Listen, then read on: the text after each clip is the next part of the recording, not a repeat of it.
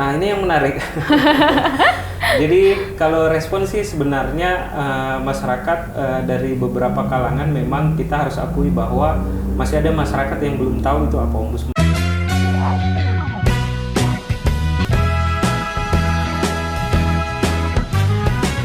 Waktunya kita bicara. Halo, selamat datang di podcast Sorot Ombudsman. Waktunya kita bicara.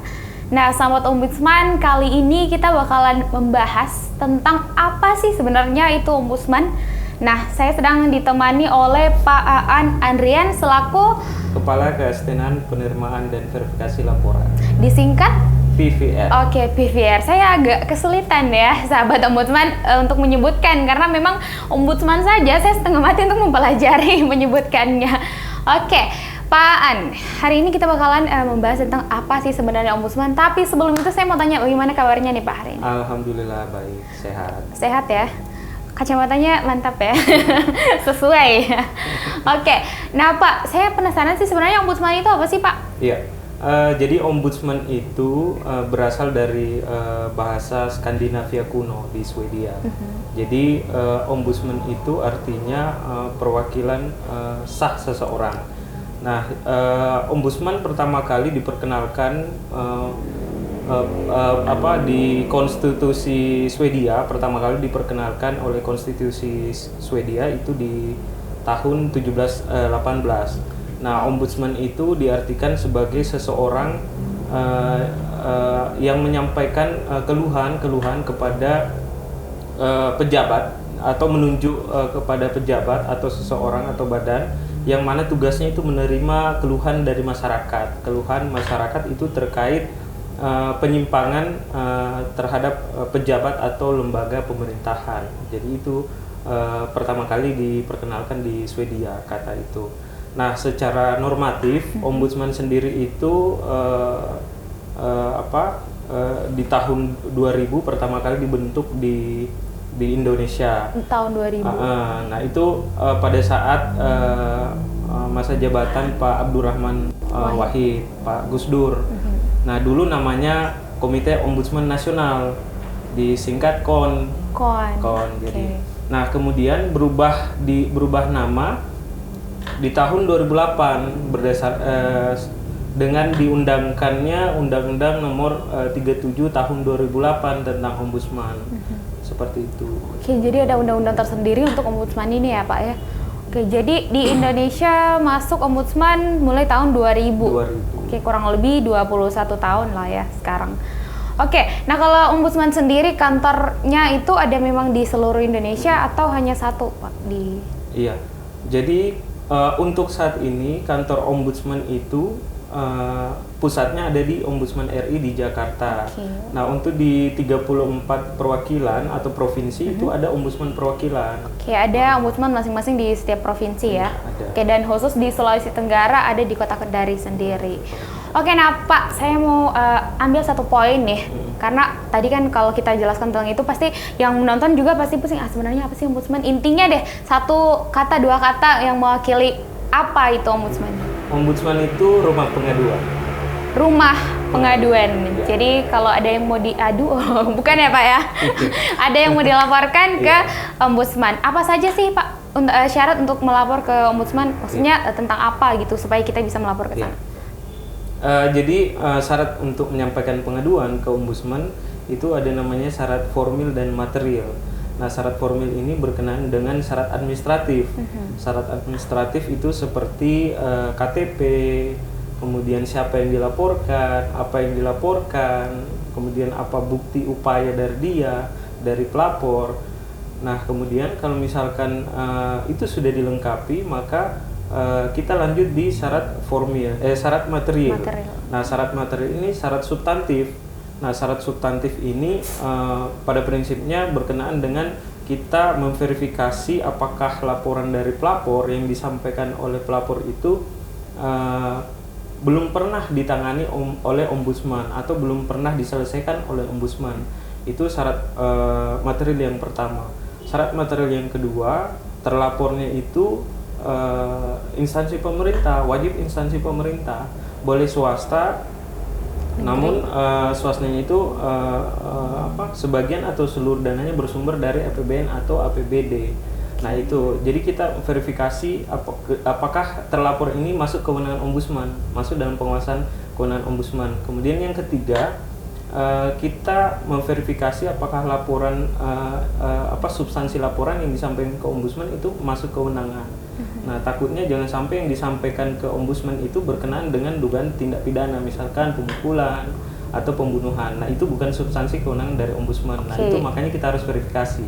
Kemudian yang keempat, kita perlu verifikasi apakah laporan itu belum pernah menjadi objek pemeriksaan pengadilan. Karena tentu kalau misalkan laporan yang dilaporkan oleh pelapor sebelumnya sudah diajukan atau sudah berproses di pengadilan, maka secara kewenangan itu kita menolak. Kita tidak bisa menindaklanjuti.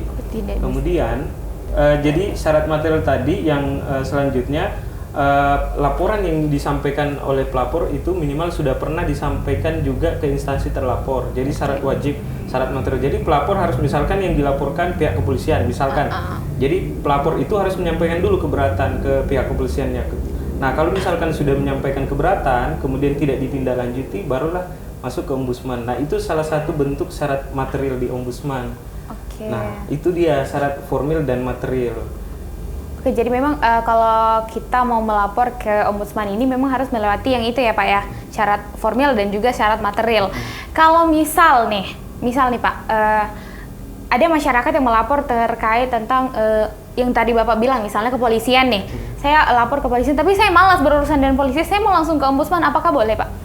Nah, secara normatif itu sebenarnya diatur di dalam Undang-Undang 37 tahun 2008 bahwa salah satu syaratnya itu wajib untuk menyampaikan ke instansi terlapor. Kenapa harus ke sana terlebih dahulu? Karena di dalam Undang-Undang 25 tahun 2009 tentang pelayanan publik itu setiap penyelenggara negara termasuk pemerintahan itu wajib menyediakan pejabat pengelola pengaduan atau unit pengaduan. Nah, kalau di kepolisian ada namanya Propam, di Propam. Kemudian Itwasda, Inspektorat. Nah, kenapa harus dilaporkan di situ? Karena terkadang masyarakat ketika menyampaikan aduan secara internal terlapor itu bisa selesai di internal terlapor tanpa harus ke ombudsman. Nah, makanya itu alasan pertama kenapa, karena secara normatif memang diatur itu sebagai syarat untuk melapor ke ombudsman. Yang kedua, itu sebagai secara esensi itu kita memaksimalkan fungsi dari unit pengelola pengaduan di internal dari terlapor, seperti itu. Oke, seperti itu ya. Jadi cukup jelas ya. Jadi kalau sebelum kita melapor ke ombudsman, kita harus mengadu dulu ke instansi terkait. Misalnya saya keberatan nih, saya tidak suka kalau pelayanan seperti ini gitu. Nah, Bapak boleh minum dulu. Kayak udah gerah nih bahas-bahas ombudsman ya. Kita melapor. Aduh, minum dulu boleh. Wow, ini sponsor dari ombudsman juga ya. Ternyata ada muknya, Oke. Nah, Pak, kita boleh lanjut ya? Boleh. Oke. Nah, misalnya nih Pak, saya masih penasaran sih bagaimana sih cara melapornya. Maksudnya kayak begini. Misal nih, saya keberatan dengan pelayanan dari puskesmas. Terus saya melapor. Pokoknya saya melapor deh ke Bapak, misalnya ya, kan Bapak yang menerima nih. Saya melapor ke Bapak, saya tentang pelayanan dari puskesmas, saya tidak puas dengan itu dan mungkin ada yang tidak saya suka. Terus kasus yang saya laporkan diapain nih selanjutnya? Oke, jadi itu mungkin cara penyampaian laporan gitu maksudnya? Tindak lanjut dari laporan saya. Oke, jadi tindak lanjut dari ombudsman itu ada banyak. Ada banyak ya? Apa saja Salah itu, satu treatment yang dilakukan ketika laporan masyarakat itu memenuhi syarat formil dan material tadi, itu nanti di unit pemeriksaan yang menentukan apakah terkait laporan ini mau diapakan. Apakah tindak lanjutnya itu diklarifikasi langsung ke terlapornya, artinya datang langsung ke instansinya, ataukah klarifikasi secara tertulis. Jadi ombudsman menyurat permintaan ada menyurat penjelasan. juga. Ataukah bisa jadi dari pertimbangan dari unit pemeriksaan laporan itu melakukan investigasi lapangan, kayak misalkan di kabupaten, misalkan di daerah terpencil, dan itu memang harus membutuhkan akses untuk ke sana, maka dilakukan investigasi lapangan. Nah, itu beberapa. Nah, kemudian ada juga tindak lanjut yang bisa dilakukan, yakni mediasi. Jadi ombudsman, asisten ombudsman bagian unit pemeriksaan laporan itu bertindak sebagai mediator. Jadi dihadirkan pelapor dan terlapor. Jadi seperti itu. Nah, kemudian bisa juga dari unit pemeriksaan laporan itu bisa mengambil tindak lanjut konsiliasi. Konsiliasi ini secara prinsip hampir sama dengan mediasi. Yang membedakan antara mediasi dan konsiliasi itu, kalau di mediasi ada namanya mediator, kalau di konsiliasi ada namanya konsiliator. Nah, kalau mediasi itu di antara kedua pihak itu kita mengambil apa yang dia inginkan pelapor, kemudian apa yang diinginkan terlapor, kita cari titik tengahnya, baru kita tentukan. Jadi yang menyepakati itu antara pelapor dan terlapor. Nah, kalau konsiliator berbeda kalau konsiliasi. Jadi kalau konsiliator bertindak sebagai penentu keputusan terhadap pertemuan itu. Jadi antara pelapor dan terlapor, apa yang diinginkan itu diputuskan oleh konsiliator. Jadi perbedaan yang mencolok adalah yang satunya itu kita semacam berunding ya Pak ya.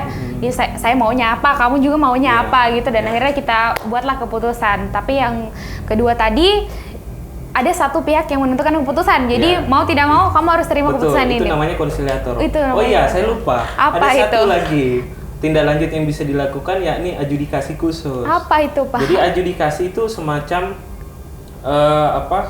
asisten itu menentukan bentuk kerugian apa yang diperoleh. Namun memang itu jarang kita gunakan karena terkendala karena ini kan adjudikasi, biasanya kita menentukan berapa kerugian yang dialami oleh pelapor. Misalkan berapa kerugiannya materialnya, berapa immaterialnya. Nah, itu dihitung. Nah, persoalannya ketika misalkan ombudsman mengambil langkah itu, untuk membayarkan kerugian itu diambil dari mana? Nah, tentu ini berkaitan dengan soal keuangan. Ya, betul, karena biasanya kalau misalkan kebijakan untuk memberikan dispensasi atau misalkan ganti rugi itu memang harus ada perpresnya biasanya untuk menentukan ini anggaran, misalkan ini dialokasikan untuk ganti rugi terhadap masyarakat yang telah menerima adjudikasi oleh ombudsman, seperti itu. Oke, seperti itu. Nah, tadi kita sudah bahas tentang apa itu ombudsman, tugas-tugasnya, dan bagaimana cara menangani kasus yang dilaporkan. Oke, baik, Pak Aan. Ya. Saya mau tanya nih Pak, visi misi dari ombudsman ini sendiri apa sih? Ya, jadi visi ombudsman itu meningkatkan pelayanan publik yang efektif dan berkeadilan. Nah, kalau misinya itu ada 3. Pertama, bagaimana ombudsman itu memperkuat secara kelembagaan baik internal maupun eksternal. Kemudian yang kedua, bagaimana ombudsman meningkatkan pelayanan kepada masyarakat terkait layanan pengaduan kepada masyarakat yang membutuhkan terkait persoalan-persoalan penyelenggaraan pelayanan publik. Kemudian yang ketiga, misi ombudsman yang ketiga itu membantu atau mendorong peningkatan penyelenggaraan pelayanan publik yang lebih berkualitas. Oke, seperti itu. Jadi pantas saja memang bisa sangat layak disebut sebagai rumah pengaduan masyarakat ya. Rumah pengaduan masyarakat. Jadi sahabat ombudsman, kalau ada yang mau diadu, jangan ayamnya yang diadu. Itu sabung ayam. Itu sabung ayam, bukan pengaduan pelayanan publik ya. Oke.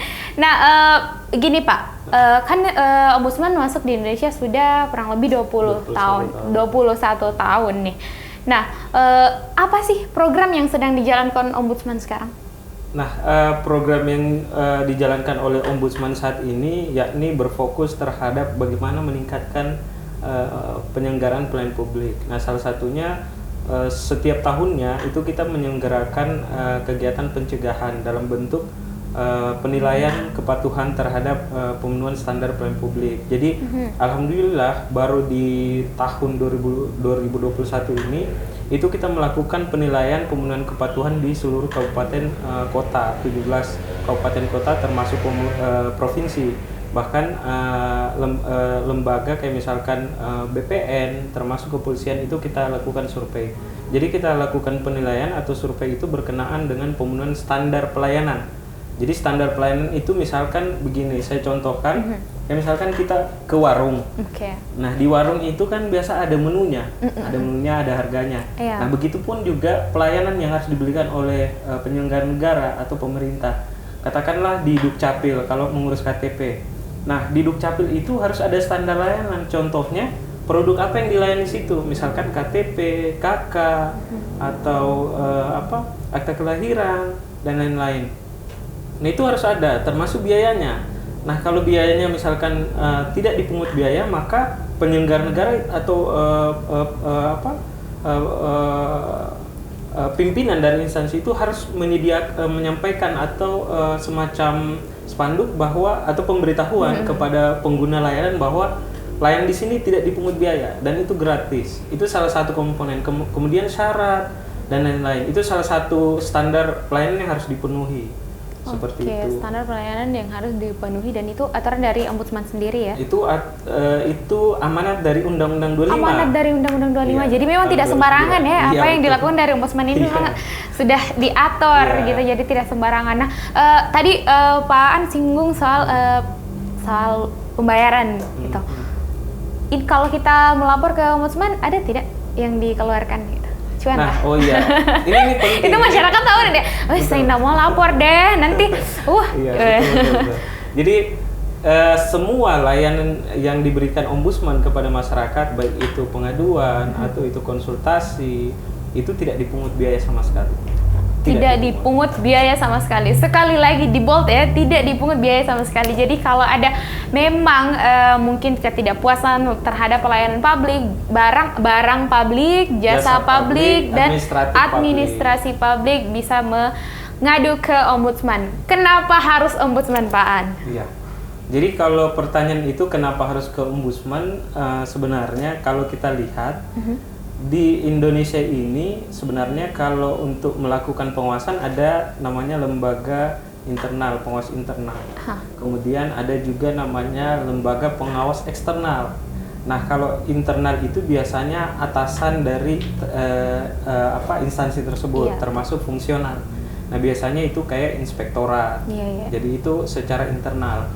Nah, eksternal secara umum ada pengawas yang paling jeli itu ada masyarakat. Biasanya organisasi, kemudian DPR, DPRD, kemudian terakhir Ombudsman. Nah, kenapa harus di Ombudsman? Karena memang secara tupoksi di dalam Undang-Undang 37 tahun 2008 tentang Ombudsman di pasal 1 itu menjelaskan bahwa Ombudsman ini merupakan lembaga negara yang bertugas atau berwenang untuk melakukan pengawasan terhadap penyelenggaraan pelayanan publik, baik yang diselenggarakan oleh penyelenggara negara dan pemerintahan. Jadi termasuk juga BUMN, BUMD, BHMN, atau bisa juga swasta atau persorangan yang menjalankan pelayanan publik tertentu, yang mana dalam menyelenggarakan pelayanan publik itu dananya bersumber dari APBN dan atau APBD. Jadi seperti itu. Jadi memang fokusnya Ombudsman terkait pengawasan pelayanan publik, dan pengawasan pelayanan publik itu cukup luas seperti yang tadi disampaikan bahwa ada jasa publik, ada barang publik dan administrasi publik. Oke, nah ini syarat melapor ke Ombudsman. Saya tidak lebih kepada bagaimana apa yang diurus berkas-berkasnya. Saya lebih ke umur deh Pak. Dari umur berapa saja sih yang bisa melapor? Apakah anak-anak segini juga boleh? Jadi kalau syarat melapor di Ombudsman, yang penting dia sudah dewasa. Nah, untuk kedewasaan itu memang diukur kalau dari Perdata itu kalau saya tidak salah 21 tahun. Kemudian kalau untuk secara Islam itu kalau misalkan kalau perempuan kan balik, maksudnya sudah sudah dewasa. Kalau misalkan lelaki itu di jakun dan lain-lain. Nah, kalau misalkan syarat secara ini umur itu memang tidak diatur secara spesifik umurnya berapa, tetapi salah satu syaratnya itu kan identitas KTP atau SIM. Nah, identitas itu biasanya kan kalau KTP itu biasanya baru diperoleh kalau misalkan berumur 18 tahun atau 17 tahun. Nah, itu yang menjadi syarat karena ada kan identitas yang diperlukan. Nah, bisa saja pertanyaannya kalau misalkan yang mengalami korban langsungnya itu misalkan anak-anak di sekolah, maka itu bisa mengkuasakan ke keluarga. Jadi di ombudsman itu ada 2 kategori pelapor. Apa itu, Pak? Kategori pelapor ini yang pertama korban langsung. Korban langsung, kemudian yang kedua kuasa korban. Nah, kuasa korban ini terbagi lagi. Kuasa korban ada perorangan, kuasa korban ada organisasi masyarakat atau LSM, ada kelompok masyarakat, dan ada anggota keluarga. Nah, kalau misalkan yang mengalami dugaan tindakan malustrasi yang mengalami secara langsung itu anaknya, misalkan di sekolah, misalkan ada pungli, komite dan lain-lain, maka itu bisa diwakilkan oleh orang tuanya. Jadi orang tuanya dibuktikan, biasanya kita minta kartu keluarga. Kartu keluarga yang membuktikan bahwa memang ada hubungan kekeluargaan antara korban langsung dengan pelapor. Oke, seperti itu. Nah, sejauh ini Pak, di Kota Kendari sendiri, respon masyarakat tentang ombudsman bagaimana? Nah, ini yang menarik. Jadi kalau respon sih sebenarnya masyarakat dari beberapa kalangan memang kita harus akui bahwa masih ada masyarakat yang belum tahu itu apa ombudsman. Bahkan saya punya pengalaman waktu penilaian kepatuhan, kalau saya tidak salah di Kabupaten Konawe itu di salah satu dinas, ketika kita datang dulu kan ID card-nya itu kita warna merah. Nah, jadi ketika itu saya coba ketika kita tiba di dinas itu, di instansi itu, saya sampaikan, saya bilang, Pak, boleh ketemu dengan kepala dinas, pimpinan. Oh iya boleh. Nah, setelah dia jalan, dia sampaikan ke temannya yang pas yang duduk di depan pintu ruang. Dia bilang, tolong sampaikan Pak Kadis ada salah dari Honda. Itu di saat itu memang real. Bahkan juga biasanya karena kan di unit saya itu biasa kan menerima surat. Nah, tapi ini artinya hal-hal yang biasa kita lihat juga dari masyarakat, ada yang artinya masyarakat belum terlalu tahu apa sih ombudsman. Bahkan biasanya ditujukan kepada Om spasi Budsman. Jadi kayak omnya ini siapa kayak gitu. Om siapa gitu. Ini omnya siapa, dan Budsman itu seolah jadi nama. Betul, gitu. Bahkan ada, tapi ini mohon maaf ya kalau misalkan pelapornya jangan tersinggung ya sahabat ombudsman. Ini kita hanya berbagi pengalaman ya Pak ya. Mungkin selama ini terpendam mungkin. Jadi ada pelapornya pernah itu dia selalu kalau bertemu atau konsultasi dengan kita itu dia mengaku sebagai nasabah ombudsman. Padahal nasabah. Padahal kita mengenalnya di ombudsman itu hanya ada 3, pelapor, terlapor, pihak terkait. Pelapor, terlapor, dan pihak terkait. Tapi itu kita permaklumkan, namanya masyarakat yang masih mungkin awam ya. Ya masih awam, belum mengetahui sebenarnya apa itu ombudsman. Nah, makanya kadang-kala kita beri penjelasan ke masyarakat itu supaya itu juga sebagai bentuk sosialisasi apa sih ombudsman. Nah, itu yang saya mau tanyakan. Bagaimana cara ombudsman untuk memberitahukan kepada masyarakat kalau ombudsman ini loh sebenarnya gitu. Apa yang dilakukan ombudsman sendiri? Nah, di ombudsman perwakilan itu ada 3 unit. Unit pertama penerimaan verifikasi laporan (PVL). Kemudian yang kedua unit pemeriksaan laporan. Kemudian unit yang ketiga pencegahan. Nah, ini dia tupoksinya unit pencegahan. Nah, salah satu bentuk sosialisasi sebenarnya juga dengan kegiatan seperti ini. Jadi masyarakat bisa lihat bahwa ini betul. Apa ini ombudsman. Nah, kalau biasanya kegiatan-kegiatan dari unit pencegahan salah satunya itu sosialisasi ke masyarakat. Sosialisasi itu biasanya ada event yang dibentuk oleh unit pencegahan, dan itu eventnya biasanya kayak jalan santai. Kemudian itu salah satu bentuk sosialisasi juga ke masyarakat. Termasuk biasanya ada seminar, ada juga kuliah umum. Nah, itu salah satu bentuk sebagai bentuk upaya untuk menyampaikan apa sih ini ombudsman. Termasuk tadi yang survei kepatuhan, penilaian kepatuhan. Itu survei kepatuhan dilakukan kapan saja itu, Pak? Jadi itu secara periodik tiap tahun. Tiap tahun. Itu bulan-bulan apa saja biasa? Nah, itu tidak kita sampaikan. Bulannya kapan? Karena kalau kita sampaikan, otomatis yang kita akan survei itu pasti mempersiapkan. Oke, seperti itu, jadi semacam sidak ya Pak ya? Ya, semacam sebenarnya sebelum kita menilai, memang kita pendampingan dulu. Itu biasa kita undang semua instansi, kita sampaikan ini yang kita akan nilai. Tapi untuk waktunya kita tidak sampaikan. Oke, jadi itu supaya mensiasati supaya mereka tidak mengatur memang. Siapa tahu selama ini ada yang ganjal gitu, ada yang menyimpang mungkin, tapi karena tiba langsung saatnya ada pemeriksaan dari ombudsman langsung diperbaiki gitu. Jadi memang saat penilaian itu betul-betul yang kita nilai itu real di lapangan. Artinya itu keadaan kondisi situasi pada instansi tidak dikurangi, itu. tidak ditambah. Iya betul. Oke, nah kalau di Kendari sendiri ada tidak Pak yang pernah datang langsung ke sini komplain mungkin dari pelayanan ombudsman yang dirasa tidak memuaskan? Ada tidak yang komplain? Kalau soal komplain sebenarnya banyak sih kalau yang mengkomplain, namanya juga masyarakat. Iya. Tentu biasanya yang komplain itu terkait tidak dipenuhinya harapan dari pelapor. Nah, memang kadang-kala ada pelapor juga yang menyampaikan menginginkan atau harapan melapor ke ombudsman itu bertentangan dengan tugas dan kewajiban dari ombudsman, tugas dan kewenangan ombudsman. Nah, makanya di awal itu sering kita sampaikan ketika mereka menyampaikan laporan, makanya di dalam uraian laporan ke ombudsman itu selalu kita meminta apa harapan pelapor. Nah, kalau misalkan harapannya itu melebihi ekspektasi atau dari tugas dan kewenangan ombudsman, nah tugasnya di unit saya untuk memimpin ke pelapor bahwa ini loh harusnya harapannya sesuai dengan kewenangan dari ombudsman. Tapi kalau soal komplain banyak biasanya komplainnya itu berkenaan kurang komunikasi saja sebenarnya antara pelapor dengan asisten, tapi biasanya itu ketika kita sudah sampaikan perkembangannya, pelapornya mulai tidak terlalu mempersoalkan. Iya, karena mungkin sudah paham ya kalau ternyata memang ini tuh hanya sampai di sini wewenangnya gitu kan. Memang ombudsman kan tidak sembarangan, kembali lagi kepada yang pertama gitu. Ombudsman ini melakukan hal tidak sembarangan memang karena memang sudah diatur dengan undang-undang dan juga aturan sendirinya. Oke, baik, jadi seperti itu ya. Memang ombudsman ini kalau melakukan sesuatu tidak sembarangan dan harus memang sesuai dengan aturan yang berlaku.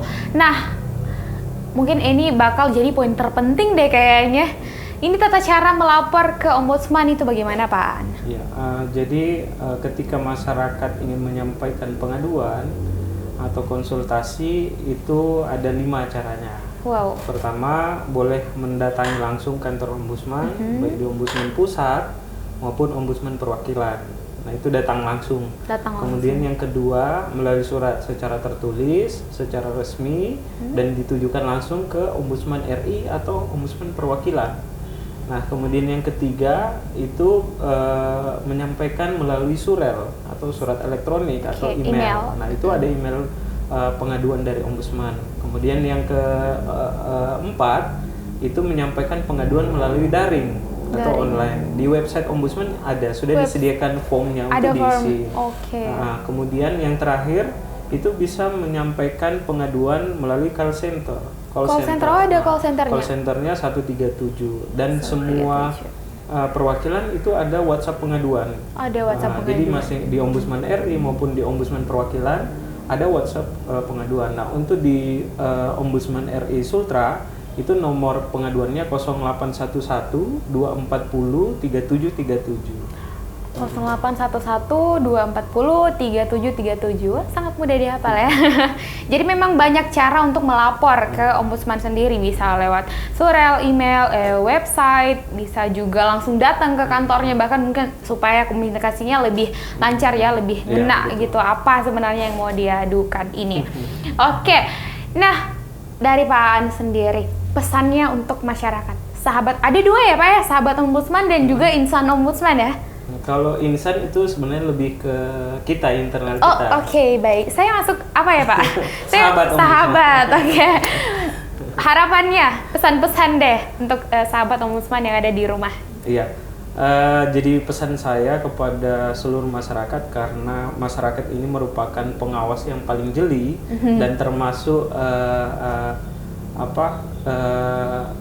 pihak yang merasakan langsung terkait dugaan-dugaan tindakan malustrasi, maka saya berpesan berani untuk menyampaikan berani untuk mengawasi terlebih dahulu, diawasi proses penyelenggaraan pelayanan publiknya.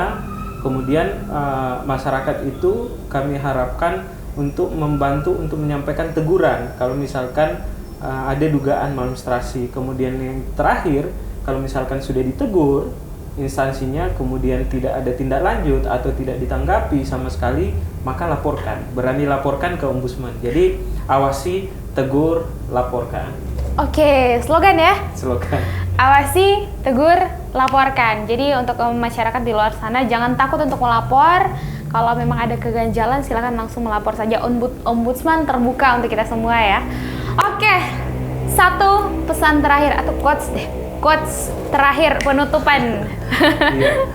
Kalau quotes, saya pernah membeli minuman es, itu saya lihat quote-nya bagus. Wow. Jadi mungkin bisa saya jadikan sebagai prinsip hidup juga, bahwa di gelas minuman itu tertulis jadilah orang yang bermanfaat. Jangan memanfaatkan orang lain, apalagi mau dimanfaatkan. Gitu. Jadilah orang yang bermanfaat, jangan mau dimanfaatkan orang lain, dan jangan memanfaatkan jangan memanfaatkan orang lain. Oke, satu kata inti yaitu manfaat. Oke, baik, sekian sampai di sini kita perbincangan kita mengenai Ombudsman. Saya rasa mungkin sahabat Ombudsman di luar sana sudah paham ya sebenarnya apa itu Ombudsman, dan memang kita dari Ombudsman sendiri sangat terbuka untuk masyarakat, apalagi memang ini terkait dengan pelayanan publik yang notabene selalu dijalani masyarakat lah ya, dialami oleh masyarakat luar di sana. Oke, sekian sampai di sini. Terima kasih banyak Pak An yang sudah mau berbagi. Saya sebagai sahabat Ombudsman, mengucapkan terima kasih banyak. Sampai jumpa di episode podcast Sorot Ombudsman selanjutnya. Waktunya kita bicara.